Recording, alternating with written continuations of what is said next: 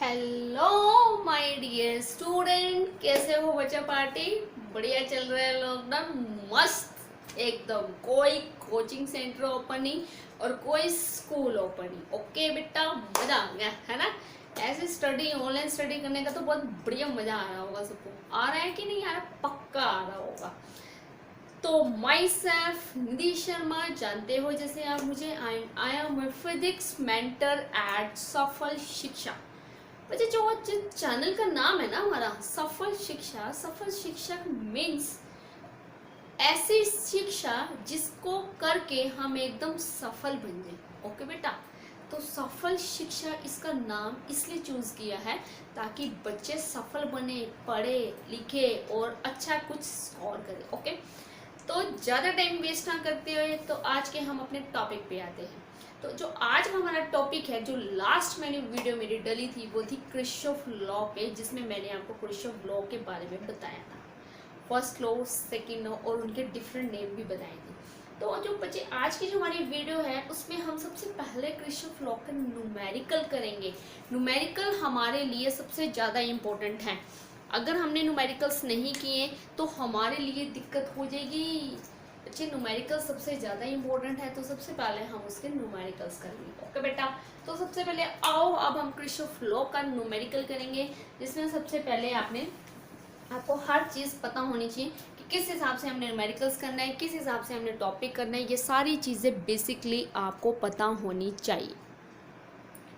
तो देखो बेटा, बोर्ड के अंदर आपके पास स्टेटमेंट गिवन है, using Kirchhoff law in the electric network shown in figure. आपको फिगर मेंशन कर रखे, shown in figure. Calculate the values of current in each branch of the circuit. ध्यान से सुनिए बच्चे, in each branch of the circuit. ये आपको network दे रखा है, फिगर आपको गिवन दे रखी है, ऑलरेडी फिगर आपको गिवन दे रखी है। सबसे पहला स्टेप कि हम इस नेटवर्क को कैसे सॉल्व करते हैं।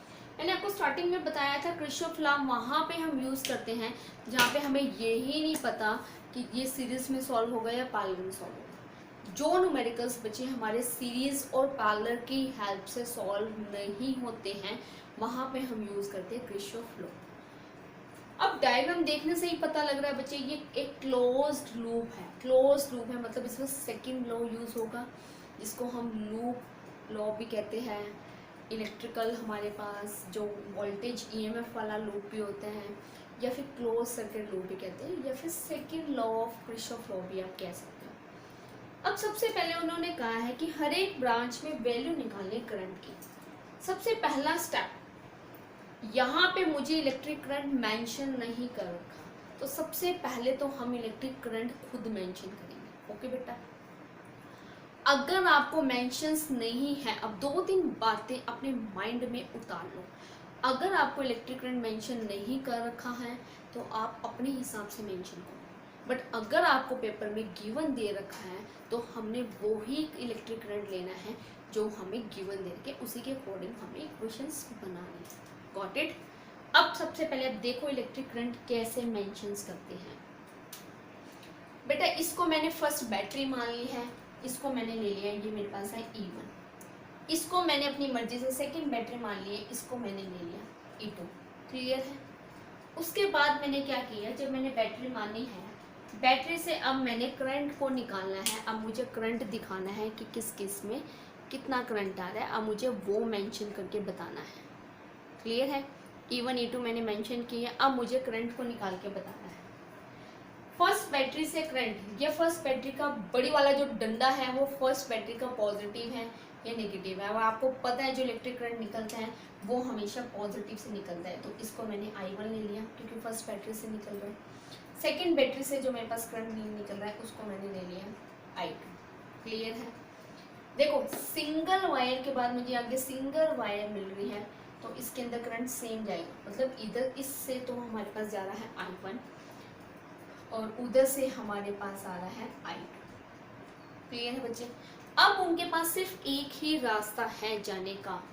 I1 I2 दोनों के पास सिर्फ एक ही रास्ता है करंट को जाने के लिए, और वो कौन सा है? वो हमारे पास है BE ब्रांच। अब बच्चे, मैंने उस दिन भी आपको बताया था कि करंट जब दो जगह से आ रहा हो या तीन जगह से आ रहा हो, इकट्ठा होके मिल के जाता है, या फिर एक वायर से दो तीन वायर में डिवाइड हो रहा है तो वो अलग अलग हो जाता है। तो यहाँ भी वही सिचुएशन लगेगी। ऐसा नहीं होगा कि पहले भाई तू I1 तू चला जा और फिर I2 चला गया, ऐसा नहीं होगा। तो यहाँ पे दोनों करंट ऐड हो जाएंगे, जिसको मैंने मान लिया I3। फाइनली मुझे ये पता लग गया जो I3 है वो हमारे पास I1 प्लस में I2 का सम है। ओके बेटा, क्लियर है। तो I3 is equal to I1 plus में I2 का सम है। फिर उसके बाद यहाँ तक I3 था, E पॉइंट तक हमारे पास I3 है। उसके बाद जितना बैटरी से करंट लिया है उतना उसके नेगेटिव एंड पे वापस देना है। I1 अपने रास्ते और I2 अपने रास्ते। क्लियर है बच्चे? ईमानदारी से जितना आपने बैटरी के पॉजिटिव एंड से करंट लिए हैं, अगर उतना सर्किट में वापस जा रहा है नेगेटिव एंड में, इट मीन्स आपका जो आपने करंट डिवाइड कर रखा है वो बिल्कुल सही है। यहाँ तक I3 था, I3 फिर दोबारा ये करंट आया, फिर आगे उसको ऐसे दो ब्रांचें मिल गई। जब दो ब्रांचें मिल गई, ऐसे दो ब्रांचें मिल गई, तो I1 अपने रास्ते और I2 अपने रास्ते। क्लियर है बच्चे? करंट डिवाइड करना आया आपको? तो सबसे पहला मेन स्टेप होता है करंट को डिवाइड करना। अगर हमें करंट डिवाइड करना नहीं आता या फिर पेपर में ऑलरेडी दिया हुआ है तो बहुत बढ़िया, अगर नहीं दिया हुआ है तो आपको पेपर में आना चाहिए, क्योंकि इलेक्ट्रिक सर्किट कर रहे हैं हम, बोर्ड का पेपर दे रहे हैं, 12th बोर्ड का पेपर दे रहे हैं, एक कॉम्पिटिशन लेवल में भी ऐसे छोटे छोटे से क्वेश्चन जरूर आते हैं। तो अभी से इस पर फोकस करो। उसके बाद दूसरा स्टेप, ये पहला स्टेप था करंट डिवाइड करना। सेकेंड स्टेप क्या है? सेकेंड स्टेप में बच्चे मैं एक चीज़ क्लियर बताऊँ, ये लूप है। जितने लूप बनते हैं ना उतनी ही इक्वेशंस बनती हैं। दो लूप होंगे तो दो इक्वेशंस बनेंगी, दो वेरिएबल में इक्वेशंस बनेंगी। तीन लूप होंगे तो तीन वेरिएबल में इक्वेशंस बनेगी। चार लूप होंगे तो चार वेरिएबल में इक्वेशंस बनेगी। क्लियर बेटा? तो मुझे यहाँ पे बेसिकली I1 I2 निकालना है। अगर मैं I1 I2 निकाल लूँ, उन दोनों को मैं ऐड कर दूँ, तो मेरे पास BE ब्रांच में भी करंट पता लग जाएगा I3। Clear? Loop means close circuit, जिसको हम क्लोज लूप कहते हैं, वो हमारे पास क्लोज सर्किट है। वो सेकेंड स्टेप था। तो देखो मेरे पास दो लूप हो गए, एक ये वाला 1 और एक ये सेकेंड लूप हो गया। उसके बाद अब इस पे लगेगा किरचॉफ लॉ। अब किरचॉफ लॉ की एक मोटी सी बात बताऊं बच्चे, इसको करने के काफी तरीके हैं। कैसे? मैंने आपको किरचॉफ लॉ बताया था कि चाहे आप उसको क्लॉकवाइज रोटेट करो या आप उसको एंटी क्लॉकवाइज रोटेट करो, चाहे आप उसको क्लॉकवाइज रोटेट करो या एंटी क्लॉकवाइज रोटेट करो, उसके अंदर हमारे पास आंसर सेम ही आता है। अगर आपके रूल सेम है, अगर आपको वैल्यूज लेनी आती हैं, सारी चीज़ें आती हैं। देखो बच्चा कितने मेथड है। एक बच्चा ऐसा है जो फर्स्ट लूप पे तो लगाएगा क्लॉकवाइज, सेकेंड पे भी लगाएगा क्लॉकवाइज, अगर उसको लगाना आता है उसका आंसर निकल देगा। सेकेंड बच्चा ऐसा है जो इसमें एंटी क्लॉकवाइज रूल लगा रहा है, इसमें एंटी क्लॉकवाइज लगा रहा है, उसका भी आंसर निकलेगा। तीसरा स्टूडेंट है फर्स्ट में क्लॉक लगा रहा है, सेकंड में एंटी क्लॉकवाइज लगा रहा है। चौथा स्टूडेंट है फर्स्ट में एंटी क्लॉकवाइज लगा रहा है और इसमें क्लॉकवाइज लगा रहा है। चार तो ये मेथड हो गए। अब एक बच्चा ऐसा भी है जो इसमें अलग लगा रहा है, एक लूप तो ये ले रहा है FABEF, एक लूप तो ये छोटा ले रहा है और एक लूप ये पूरा बड़ा ले रहा है FACDF, उसका भी निकलेगा। एक बच्चा ऐसा है कि ये वाला छोटा लूप ले रहा है और ये वाला बड़ा लूप ले रहा है, उसका भी निकले। कहने का मतलब इस सम्स को करने के 7-8 तरीके हैं, मेथड्स हैं। बट अगर आप जो मेथड्स लगा रहे हो, अगर आप उस रूल्स के अकॉर्डिंग लगाओगे तो 101% आपका क्वेश्चंस निकलेगा, वो क्वेश्चंस आपका गलत नहीं होगा। सबसे पहला जो मैंने आपको बेसिक चीज़ बताई है उस चीज़ पर फोकस करो। जो जो चीज़ें आपको बता रहे हैं, इंपॉर्टेंट टिप्स बता रहे हैं, उसको साथ के साथ अपने रजिस्टर पे कॉपी पे नोट लिख लिया करो, क्योंकि वो ये जो चीज़ें मैंने आपको बताई हैं बच्चे, ये कहीं बुक्स में नहीं दे रखी, बुक्स में नहीं बता रखी, नहीं कि गूगल में आप सर्च करोगे आपको गूगल में सर्च करके मिल जाएगी। ये जस्ट अपना एक्सपीरियंस है, जो इतने साल हमने पढ़ा है पढ़ाया है, उनके एक्सपीरियंस के बेस पे बताया है। तो किसी किसी का एक्सपीरियंस भी ले लेना चाहिए, क्योंकि एक्सपीरियंस से ही बंदा सीखता है। ओके बेटा, अब बात है कि हमने बोर्ड पे क्या करना है। जब भी हमारे पास बोर्ड पे इस तरह का क्वेश्चन आता है तो हमने टाइम वेस्ट नहीं करना। तो हमेशा कोशिश करो हम उसी ऑर्डर में लेंगे जिस ऑर्डर में मुझे करंट की डायरेक्शंस दे रखी है। वो क्यों, वाई, वो इसलिए लेंगे हम यहाँ पर क्योंकि अगर मैंने डिफरेंट डायरेक्शंस में ले लिया तो अगर मैंने एक भी, आपको पता है जब दोनों डिफरेंट डायरेक्शंस में होते हैं तो उनमें हम माइनस लगाते हैं। अगर एक भी मेरा माइनस लगाना मैं और हम भूल गए तो हमारा पूरे की पूरी इक्वेशन चेंज हो जाएगी, और अगर पूरी इक्वेशन चेंज होगी तो हमारे लिए दिक्कत हो जाएगी। तो इसी वजह से मैंने एक क्वेश्चन तो आपको सिंपल करके दिखाना है और इसी क्वेश्चंस को मैंने डिफरेंट तरीके से भी करके दिखाना है ताकि आपको क्लियर हो जाए कि किरचॉफ लॉ इस पर वैलिड हो रहा है, चाहे हम इसको क्लॉकवाइज रोटेट करें या हम इसको एंटी क्लॉकवाइज रोटेट करें। ओके बेटा, तो चलिए फटाफट स्टार्ट करते हैं। तो सबसे पहले बच्चे मैंने लूप लिया, लूप सॉल्यूशन हम ले रहे हैं। सबसे पहले मैंने लूप ले लिया यहाँ पर F A B E F। Books के अंदर ये चीज़ गलत दे रखी है, बुक्स के अंदर ये चीज़ जोड़ ही नहीं रही, वो 4 में ही नोटेशंस खत्म कर देते हैं। अगर आप 4 में नोटेशंस खत्म कर देते हो तो ये साइड्स तो आपने काउंट करेंगे। तो बुक्स के अंदर मिस्टेक्स हैं तो इस चीज़ पे भी फॉलो करना, पूरे कंप्लीट नहीं है। ओके बेटा, लूप लिया, लूप में सबसे पहले हमने लेफ्ट हैंड साइड पे लगानी होती है। सबसे पहले लेफ्ट हैंड साइड पे हम लगाते हैं EMF की वैल्यू। अगर तो बैटरी दे रखी है तो आप बैटरी की वैल्यू लगाओ।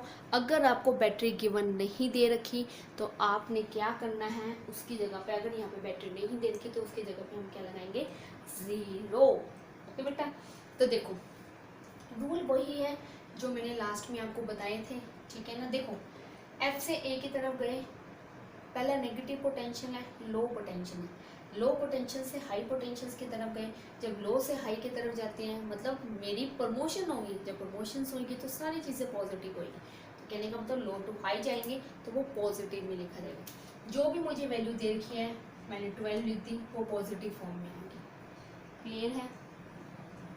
उसके बाद फर्स्ट इक्वेशंस बच्चे आप इसको ले सकते हो, ये आपके पास फर्स्ट इक्वेशंस तो आपके पास यही बनती है। ये मेरे पास फर्स्ट इक्वेशन है क्योंकि मुझे इनकी भी वैल्यू निकालनी है। फिर उसके बाद राइट हैंड साइड में मुझे जो भी रजिस्टर दे रखा है और जो भी करंट उसके अंदर से मेजर हो रहा है उन दोनों का प्रोडक्ट करना है। प्रोडक्ट करने के बाद मुझे देखना है कि वो माइनस है या प्लस है। ओके बेटा, हमारा लूप यूज हो रहा है FA। जब हम F से A की तरफ जा रहे हैं तो 5I1 आएगा। हम भी ऐसे जा रहे हैं, करंट की डायरेक्शंस भी ऐसे जा रही है, तो दोनों की डायरेक्शंस क्या है, सेम है, पैरेलल है। जब सेम डायरेक्शंस में होते हैं, पैरेलल होते हैं तो हमेशा ऐड होंगे। जब डिफरेंट डायरेक्शंस में होंगे, एंटी पैरेलल होंगे तो वो हमेशा क्या होंगे, सबट्रैक्ट होंगे। कहने का मतलब मेरे पास जो वैल्यू आएगी वो प्लस आएगी, तो वो जो मेरे पास वैल्यू बनेगी वो बनेगा 5I1। उसके बाद फिर हम ऐसे गए, फिर हम ऐसे आ रहे हैं, करंट की डायरेक्शंस भी ऐसे हैं, ये भी फेवर में है, तो आगे मेरे पास 2I3। उसके बाद बच्चे दोनों प्लस का है, मैंने इसको खोल दिया क्योंकि I1 is the sum of I3 is the sum of I1 और I2। तो फाइनली जो मेरे पास इक्वेशन आई है 5I1 और 2I1, 7I1 and plus 2I2, ये मेरे पास इक्वेशंस आ गई, इक्वेशन नंबर 2। क्लियर है बच्चे। कोई भी डाउट हो तो आप कमेंट में पूछ सकते हैं। ये मेरे पास सेकंड इक्वेशंस आएगी जिसको मैंने डब्बे में पैक कर दिया। पैक कर देना, वहाँ पे हाईलाइट करके आया करो, बड़ी मुश्किल से निकलती है न्यूमेरिकल्स, और उनको अच्छे से हाईलाइट करके आया। ओके बेटा, उसके बाद ये मेरे पास एक लूप की वैल्यू कंप्लीट हो गई है। अब हम सेकंड लूप पे आएंगे। सेकंड लूप मैंने वो ही ले लिया क्योंकि मैंने अपना CBSE में टाइम बचाना है। अगर CBSE में हम सारे मेथड लगाने लग गए और डिफरेंट लूप ले लिया और वहाँ भी मेरे पास इक्वेशंस थोड़ी बहुत माइनर से गलती निकल गई, तो गलती इसमें फाइंड आउट नहीं होती। प्रॉब्लम यही है कि इसके अंदर गलती फाइंड आउट नहीं होती। अगर आपको गलत लगता है, बेटर है कि क्वेश्चंस को पूरा काट के अब दोबारा से कर लो। ओके, क्लियर है। अब सेकंड मैंने क्या करना है, सेकंड के अंदर हम उसको क्या करेंगे, सेकंड लूप लगाएंगे। अब जो सेकंड लूप आएगा मेरे पास वो मैंने ले लिया DCBED। आप कहते हो ये ले लेते हैं, अगर आप कहते हो कि ये वाला ले तो आपको ये वाला भी लेके दिखाते हैं, उल्टा डायरेक्शंस का भी लेके दिखाते हैं ताकि आपको कोई दिक्कत ना हो। कोई भी लूप ले लो, हमारे लिए कोई दिक्कत नहीं है। सेकंड मैंने लूप ले लिया, अब हम उल्टा ले लेते। E B C D E, उल्टा लेके भी दिखा देते हैं आपको, E B C D E। Okay, ये वाला मैंने चलाया था एंटी क्लॉकवाइज और ये वाला चल गया मेरे पास क्लॉकवाइज। ठीक है, सबसे पहले आप अब इधर सबसे पहले रेजिस्टेंस आ रहा है, तो हम रेजिस्टेंस की वैल्यू लेंगे, करंट और रेजिस्टेंस की, उसको हम राइट साइड पे लिखते हैं। बैटरी को हम बाद में लिख लेंगे, कोई दिक्कत वाली बात नहीं। हम ई से बी की तरफ जा रहे हैं, हम ऊपर जा रहे हैं, करंट नीचे आ रहा है, अपोजिट डायरेक्शन है, अपोजिट डायरेक्शन है तो हम बच्चे किस में लेंगे, माइनस में लेंगे। तो मेरे पास यहाँ पे आएगा -2I3, minus, negative sign show that the directions of electric current and directions of value, जो आप वैल्यू ले रहे हो वो डिफर। ओके, फिर उसके बाद हम BC की तरफ गए, कोई यहाँ पे रेजिस्टेंस नहीं दे रखा, जब रेजिस्टेंस नहीं दिया होता तो वहाँ पे कोई वैल्यू नहीं लगती। फिर हम C से D की तरफ गए, हम ऐसे जा रहे हैं, करंट ऊपर आ रहे हैं, यहाँ पे भी डायरेक्शंस बच्चे मेरे पास अपोजिट है, तो -3I2 मेरे पास वैल्यू होगी। बट अब यहाँ पर देखो, पॉजिटिव टू नेगेटिव, हम C से D की तरफ जा रहे हैं, पॉजिटिव टू नेगेटिव जा रहे हैं, मतलब हाई पोटेंशियल से लो पोटेंशियल्स की तरफ जा रहे हैं। जब हाई से लो पोटेंशियल्स की तरफ जाते हैं, ज़्यादा से कम की तरफ जाओगे तो हमेशा कम ही मिलेगा। कहने का मतलब यहाँ पे वैल्यू जो आएगी वो -6 आएगी। गुड, ठीक। फिर हम D से E की तरफ गए, पूरा आपने सर्कुलेट करना है, जितना आपने लिए हैं वहाँ तक उसको सर्कुलेट करना है। जितने भी रेजिस्टेंस आ रहे हैं उन सब रेजिस्टेंस को करंट के साथ मल्टीप्लाई करना है। ये सारी चीज़ें आपने देखनी है। सॉल्व करो इसको, -6 -2I1 प्लस में I2 -3I2, -6 -2I1 -2I2 -3I2, -6I1 को पहले ले लिया, -2I1 और -5I2, दोनों से मैंने माइनस साइन कॉमन ले लिया।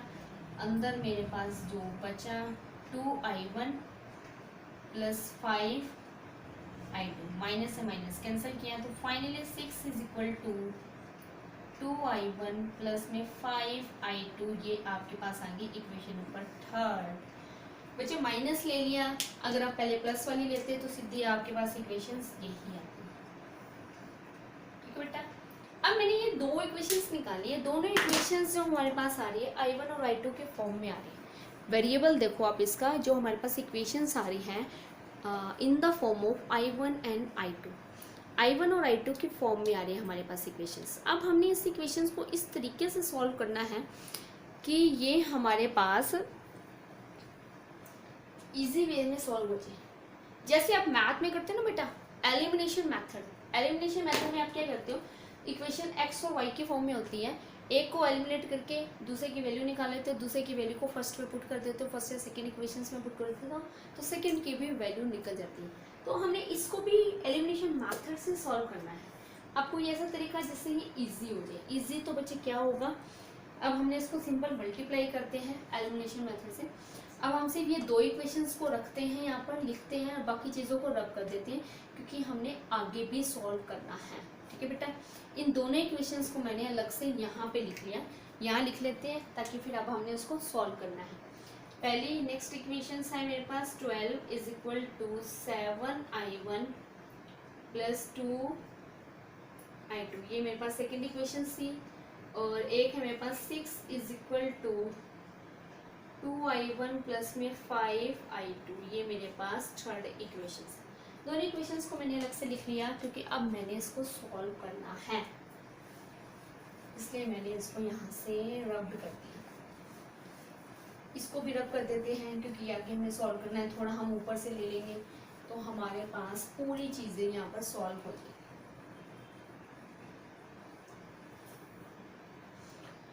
तो अब देखिए इन दोनों इक्वेशंस को देखिए, एक को सेम बनाना है, किसी को बना लो, हम इसको सेम बना लेते हैं, ये छोटा होगा। 5 को हम सेकंड से मल्टीप्लाई करते हैं और सेकंड को हम 3 से मल्टीप्लाई करते हैं। ठीक है बेटा, मैंने क्या किया, 5 × सेकंड माइनस करेंगे हम 2 × थर्ड। क्लियर, समझ में आ रहा है ना, थर्ड इक्वेशंस यहाँ पे आप लिख लो ताकि आपको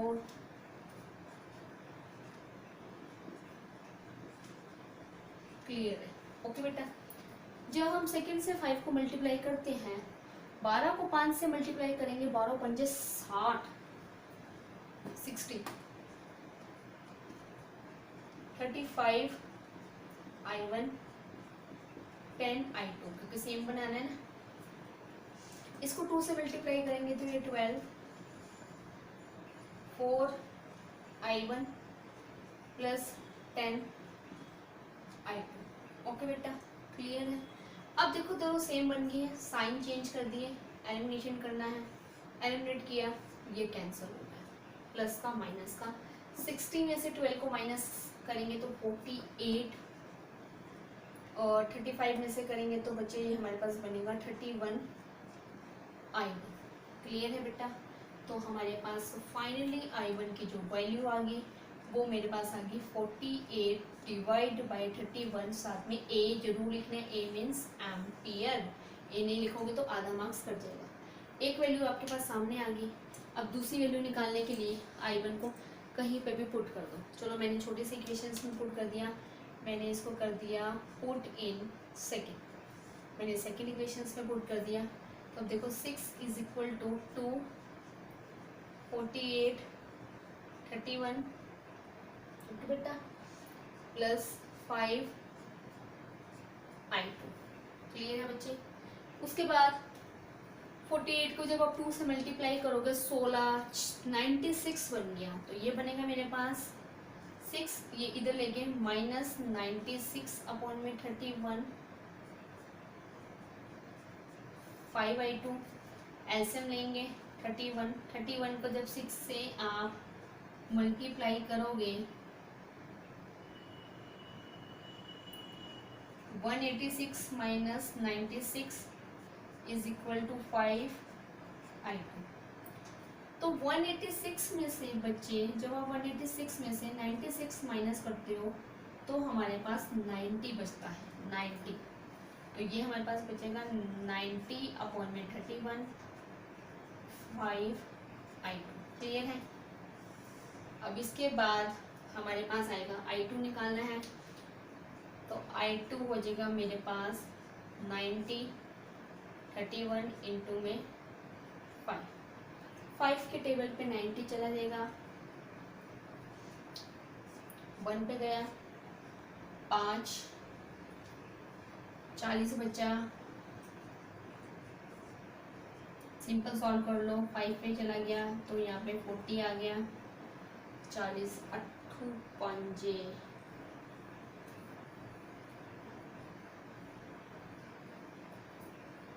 18 आ गया। ठीक है बेटा। तो ये मेरे पास आ गया 18। तो फाइनली देखो मेरे पास जो I2 आ गया वो आ गया 18 अपॉन में 31 एम्पियर। I1 भी आ गया, I2 भी आ गया। और फाइनली अब मुझे क्या निकालना है, I3 निकालने के लिए मैंने I1 और I2 को क्या कर दिया बच्चे, यहाँ पे सम कर दिया, सम कर दिया। अब इसमें फर्स्ट इक्वेशंस में पुट कर दिया। यहाँ पे मैंने लिख दिया put values of I1 and I2 in first. Clear है बेटा, समझ में आ रहा है। I1 और I2 की जो वैल्यू है उसको मैंने इक्वेशंस फर्स्ट में पुट कर दिया। जब इक्वेशंस फर्स्ट में हम इसको पुट करेंगे, पुट करने के बाद हमारे पास वैल्यू जो आएगी, सम कर दो बस इसका, I1 और I2 का वैल्यू को पुट कर दो। तो फाइनली जो मेरे पास यहाँ पे वैल्यू बनेगी ये आ गया, I3 हो जाएगा 48 डिवाइड में 31 और 18 डिवाइड में 31। टोटल बच्चे 31 एलसीएम आ गया, 48, 8, 8, 16, 66 अपॉन में 31। तो फाइनली I3 भी आ गया आपके पास 66 अपॉन में 31 एम्पियर।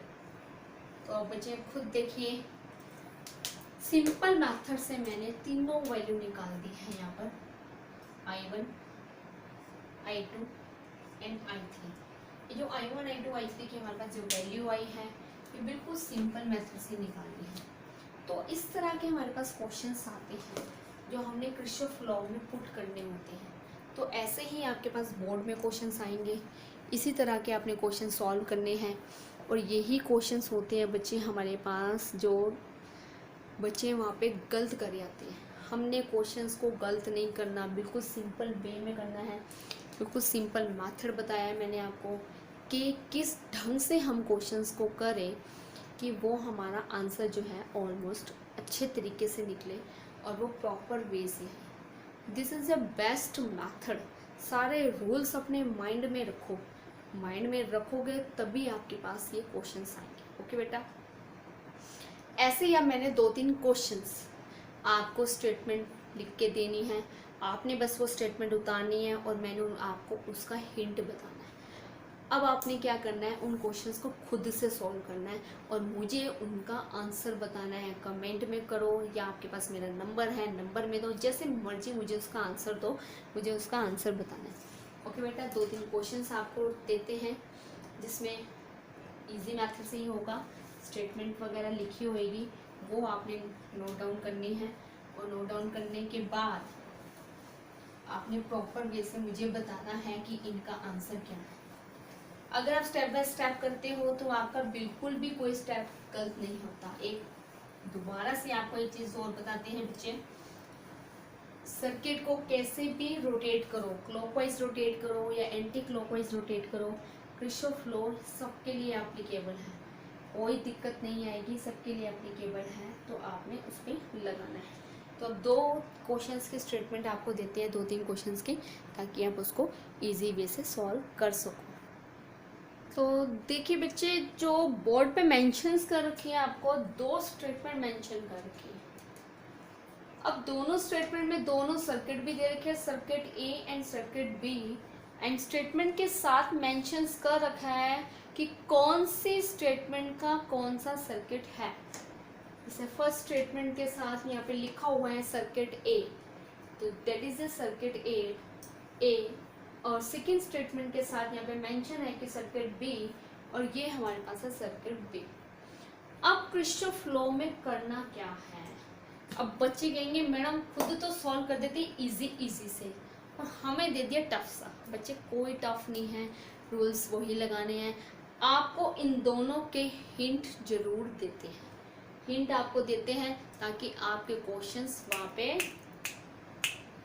चुटकियों में सॉल्व हो जाए। ओके बच्चे, अब हिंट क्या है उसको आप ध्यान से देखिए। हिंट को सबसे पहला क्वेश्चन, फर्स्ट क्वेश्चंस में आते हैं। तो फर्स्ट क्वेश्चन है हमारे पास, find the potential difference across capital R in the given circuit diagram capital A. Find the potential difference across capital R in the given circuit diagram capital ए।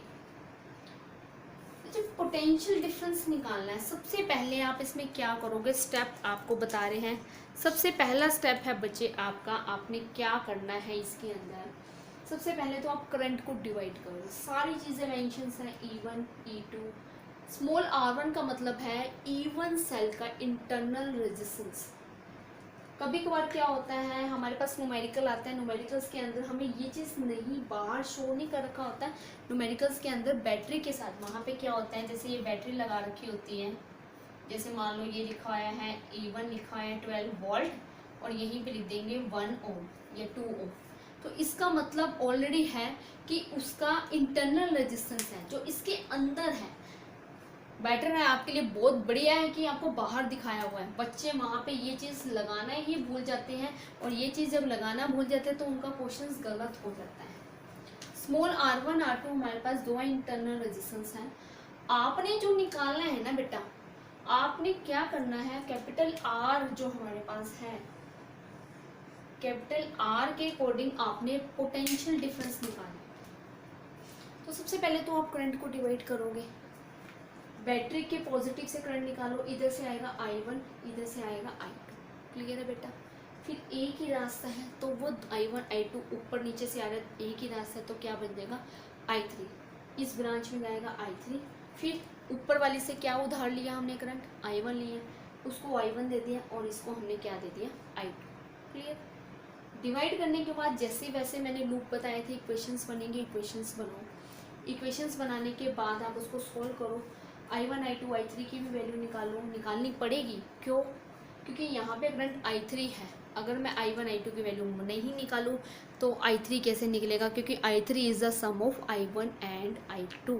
तो हमारी मजबूरी है, हमें वो चीज़ वैल्यू को निकालना ही पड़ेगा। ओके बेटा। उसके बाद जब हम उसको निकाल लेंगे, निकालने के बाद क्या होगा, जब I3 फाइनली आ गया तो आपने क्या करना है, पोटेंशियल डिफरेंस से तो निकालना है। तो बेटा पोटेंशियल डिफरेंस कोई नई चीज़ थोड़ी है। पोटेंशियल डिफरेंस हम लिखेंगे, potential difference across capital R is equal to, potential difference अगर हम कैपिटल R के अकॉर्डिंग निकलेंगे इज, वो कैपिटल B लिख लेते हैं। पोटेंशियल्स क्या होता है, कभी भी किसी चीज़ का पोटेंशियल्स निकालते हैं तो करंट मल्टीप्लाई में क्या होता है, रेजिस्टेंस होता है। रेजिस्टेंस तो आपको दे ही रखा है 4, करंट यहाँ पर क्या होगा, I3 आएगा। अब I1 और I2, I3 क्या है, I3 इज I1 और I2 का सम।